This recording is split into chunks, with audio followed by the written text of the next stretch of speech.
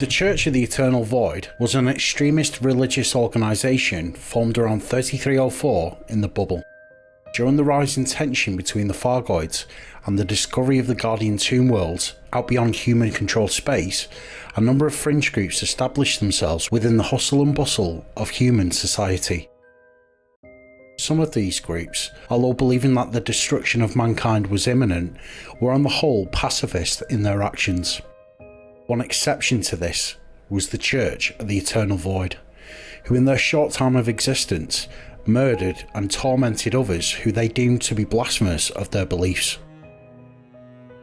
In this video, I will be taking a look at the history of this organisation and looking into their possible connections with a federal government official. In 3304, as tales of attacks from the Thargoid race caressed the ears of federal, imperial and alliance politicians, in the dark corridors and entries were those who were deemed pariah and those of us who were born into a life of poverty, hid away from the rank and file of humanity. A sinister yet familiar tale was about to be born. The whisper of the cult worked its way through the doldrums and slums that were left behind by the excessive wealth of the top of the social food chain. Promising a better way in return for various extreme acts, their whispers organised those who were deemed surplus to requirements into what we'd know today as a religious cult or a terrorist organisation. During their rise, Gethin Okonkwo, an independent journalist, published an article lifting the veil on many of these doomsayer cults, who by this time had attracted thousands of members. One of the most popular beliefs that these cults held was the belief that the Thargoid conflict was a sign of the imminent end of the human race. Amongst this ramshackle group of the misled, one such organisation rose to prominence. They were called the Church of the Eternal Void. This group held the belief that the conflict with the Thargoids was a futile struggle for the souls of humanity. That the Thargoid race were sent to harvest the souls of those of us who were unworthy of salvation, and the Guardian race were beings of light who decreed us unworthy of salvation. It was their belief that humanity's only route for salvation was to prove to their guardian gods that some of us were worthy of salvation, and that through continued worship of the Guardians would any of us be saved.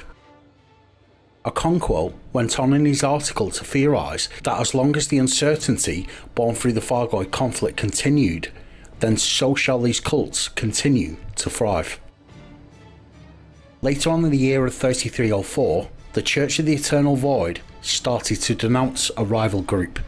This organisation that was an affront to their beliefs were known as the Thargod cult. Their existence was deemed by the Church as an affront to their guardian gods, and a holy war was declared on those of us who chose to worship the Thargoids. The following was a statement from a senior religious figure in the Church of the Eternal Void, Cardinal Hieronymus.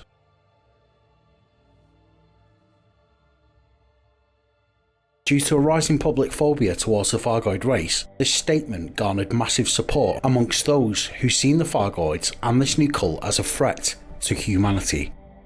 It was the popular yet possibly misguided belief that the Thargods cult members were spies sent from the Thargoid race to commit acts of violence on the ordinary folk of humanity.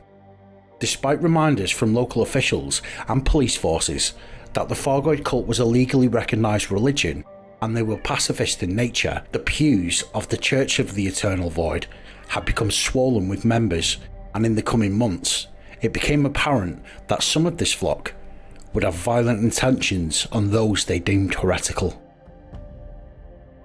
By the summer of 3304, numerous attacks had been committed on members of the Thargoid cult by members of the Church of the Eternal Void. Some of the most egregious acts of violence during this time was attacks on Thargoid religious centres that claimed the lives of dozens of people and hundreds of injuries. The Thargoid cult, due to its pacifist beliefs, offered no resistance and merely sat by whilst Eternal Void members murdered their families and burned their so-called hive chapels to the ground. Even in some extreme cases, sitting stationary in their places of worship as they burned.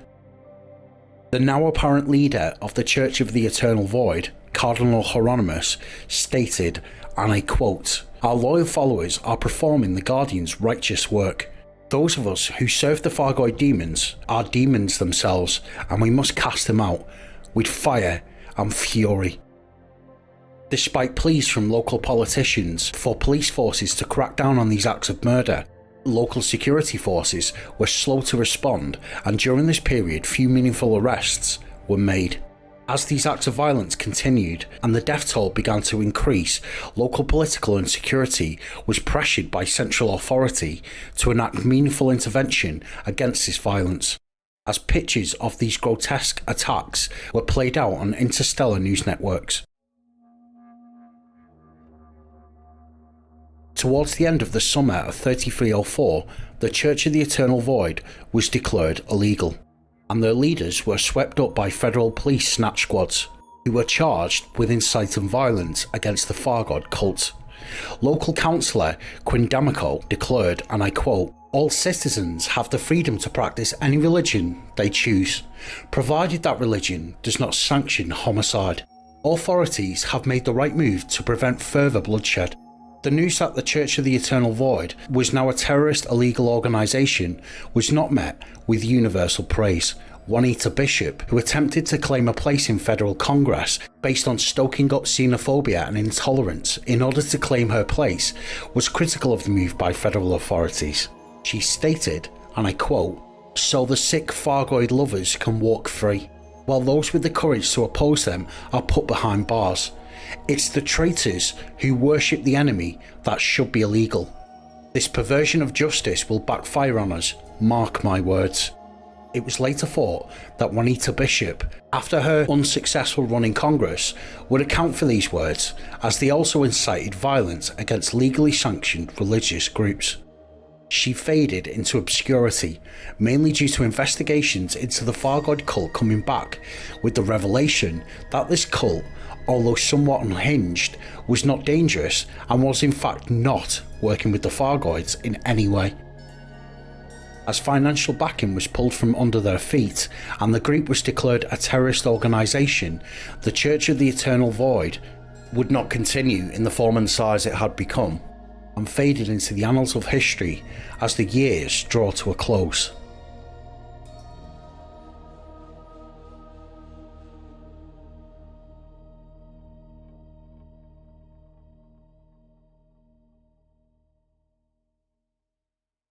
Thank you for the watch.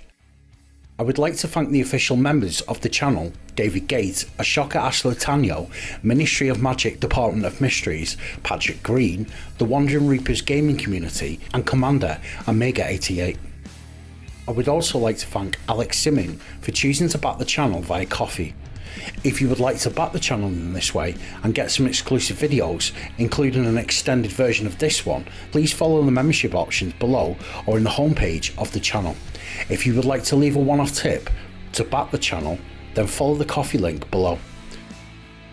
Until next time, Commanders, 07.